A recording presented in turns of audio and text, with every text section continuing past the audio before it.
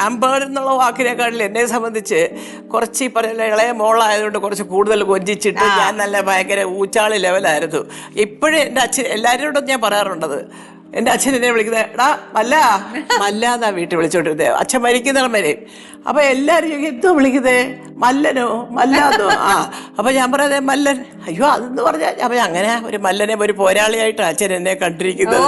അതുപോലെ അമ്മയും പറയും, അവിടെ കയ്യിലൊരു ഫോൺ കൊടുത്താൽ മതി, അവിടെ ലോകം ഭരിച്ചോളൂ ഒരു കസേരയിൽ. ഞാൻ ഈ സർക്യൂട്ടുകൾ കുറവാണ്, പക്ഷെ എനിക്ക് ഫോണിലൂടെ ചെയ്യാവുന്ന കാര്യങ്ങളെല്ലാം ഞാൻ എല്ലാവർക്കും ചെയ്തു കൊടുക്കും.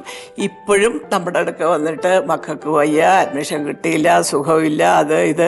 ഇപ്പം ഞാൻ തേണ്ട ഒരു കുട്ടിക്ക് ഒരു വീട് വയ്ക്കാനായിട്ട്, സത്യം പറയാം, അതൊന്നും ഞാൻ പുറത്ത് പറയാറില്ല, പക്ഷേ ഇത് അവരുടെ പഞ്ചായത്ത് പ്രസിഡന്റും ആ കുട്ടിയുടെ പേരിൽ ഒരു കമ്പൈൻഡ് അക്കൗണ്ടൊക്കെ തുടങ്ങി അത് ഒരു വീട് വയ്ക്കാനായിട്ട്. അത് അവിടുത്തെ നാട്ടുകാരുടെ ഒരു സംരംഭമാണ്, പക്ഷേ അവർക്ക് കുറച്ച് പൈസയുടെ ഒരു കുറവുണ്ട്.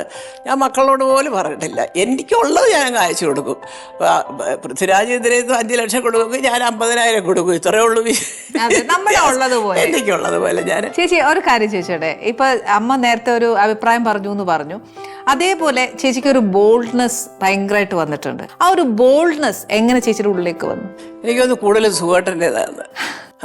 സുഖേട്ടൻ അങ്ങനെയാണല്ലോ, കാരണം എന്തെങ്കിലും ഉണ്ടെങ്കിൽ എന്ത് തോന്നും. അല്ല, അത് സുഖേട്ടൻ വിശ്വസിച്ചിരുന്ന പാർട്ടിയുടെ നേതാക്കന്മാരോട് അതെ ഇതൊന്നും ശരിയില്ല കേട്ടോ, ഇങ്ങനെയൊക്കെ പറയുമായിരുന്നു, എല്ലാവരോടും പറയും. ഇതുപോലെ ഉണ്ടായിട്ടുണ്ട്. സുഖേട്ടനെ പണ്ട് മാരാർ സാറിൻ്റെ ഒരു ഉദ്ഘാടനം, ഞങ്ങളവിടെ പൂജപ്പര ഏരിയയിൽ താമസിക്കുക. അപ്പോൾ സുഖേട്ടൻ പിറ്റേ സെൻറ്റർ ചോദിച്ചു, അയ്യോ അത് മറ്റേ RSSൻ്റെ പരിപാടിയാണ്, നിങ്ങൾ വിളക്ക് കൊളുത്താൻ പോയോ? സുഖേട്ടൻ ഞാൻ അതുകൊണ്ടെന്താ വിളക്ക് കൊളുത്താൻ പാടില്ലേ? ഒരു പരിപാടിക്ക് ഒരു വലിയ വന്ന് വയോധികനായ ഒരു നേതാവ് എന്നെ വിളിച്ചു, ഞാൻ പോയി. വിളക്കൊന്ന് കൊളുത്തിയാൽ ഉടനെ അങ്ങ് പാർട്ടി മാറുമോ? അത് അറിയാൻ വേണ്ടി ചോദിക്കാന്ന് വെച്ചു. അതുകൊണ്ടായിരിക്കും ചിലപ്പോൾ പിന്നീട് വിളക്ക് കത്തിക്കുന്നത് വലിയ വിവാദമായിട്ടുണ്ട് ഇവിടെ. ഇത് ഇങ്ങനത്തെ ഒരു നാട്ടിലാണ് നമ്മളൊക്കെ താമസിക്കുന്നത്, അതൊന്നും ശരിയല്ല എന്നുള്ള. അപ്പോൾ എനിക്ക് തോന്നുന്ന ആ ഒരു ആറ്റിറ്റ്യൂഡുണ്ടല്ലോ, കാരണം ഒരു നല്ല ഇപ്പം ഞാൻ അഭിനയിച്ച ഒരു സിനിമ കാണാൻ ഒരു ക്യൂ നിൽക്കുക. ഹലോ മോനെ ഏത് പാർട്ടിയാ? കോൺഗ്രസ്സാ? കാണണ്ട കേട്ടോ, ഞാൻ കമ്മ്യൂണിസ്റ്റാ, ഞങ്ങൾ പൊക്കോ ഞാൻ പറയൂ. ഒരിക്കലും ഇല്ല, പറ്റത്തില്ല, നമുക്ക് എല്ലാവരും കാണാം. അപ്പൊ അതുകൊണ്ട് തന്നെ ഞങ്ങൾക്കൊക്കെ ആര് വന്നാലും, പിന്നെ കോൺഗ്രസ്സുകാർ വന്നാലും കമ്മ്യൂണിസ്റ്റുകാർ വന്നാലും BJP വന്നാലും ഒക്കെ നന്നായിട്ട് ഭരിക്കുകയാണെങ്കിൽ അവരെയൊക്കെ എന്നും ബഹുമാനിക്കും. പക്ഷേ ഒരു വിഭാഗം കൊണ്ട് മാറ്റി നിർത്തി വളരെ സത്യസന്ധമായിട്ട് ഇപ്പം ഞാൻ ഒരു കാര്യം മോളോട് ആദ്യമായിട്ട് പറയട്ടെ. ചീഫ് മിനിസ്റ്റർ ശ്രീ പിണറായി വിജയൻ ഇവിടെ വന്നു. എൻ്റെ അവിടെ ഇച്ചിരി വെള്ളം കയറുന്ന പ്രശ്നം അറിയാമല്ലോ, ട്രോളൊക്കെ എവിടെ പോയി ലംബോർഗിരി ചേച്ചി എന്നൊക്കെ പറഞ്ഞ് ചോദിച്ച സംഭവമൊക്കെ ഇല്ലേ.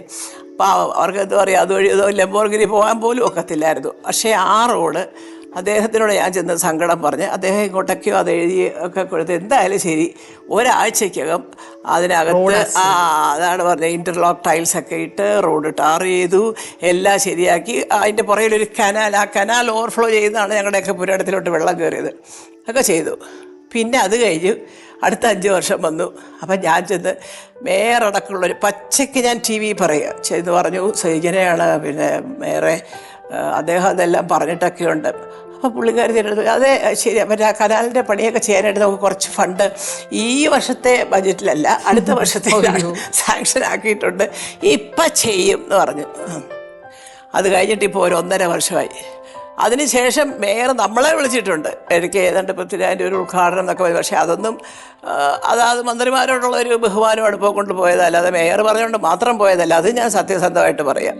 തല്ലിക്കൊന്നാൽ തിരുവനന്തപുരം കോർപ്പറേഷനിൽ ഫോൺ എടുക്കത്തില്ല. ഞാൻ വിളിച്ചാലും ശരി, ആര് വിളിച്ചാലും ശരി. അല്ല, ഇതൊക്കെ വിവാദമായേക്കാം നാളെ. പക്ഷെ ഞാനൊരു വിവാദത്തിന് വേണ്ടി പറയല്ല, എൻ്റെ വിഷമം പറയുകയാണ്. ഒരു അവസരം വരുമ്പോഴല്ലേ നമുക്കിതൊക്കെ പറയാനൊക്കെ ഉള്ളൂ. ഇതൊക്കെ കേൾക്കട്ടെ നേതാക്കന്മാർ, അവരാരും ഒന്നും അറിയുന്നില്ല കേട്ടോ. ഇപ്പം ഞാൻ ചെന്നിട്ട് ഇവിടെ ഒന്നും ചെയ്തില്ല സാർ, ഇങ്ങനെയൊക്കെ പറഞ്ഞെങ്കിലും 1.5 വർഷമായി ഒന്നും നടന്നില്ല സാറേ എന്ന് വീണ്ടും ചെന്ന് പറഞ്ഞാൽ നടക്കും, എനിക്ക് വിശ്വാസമുണ്ട്.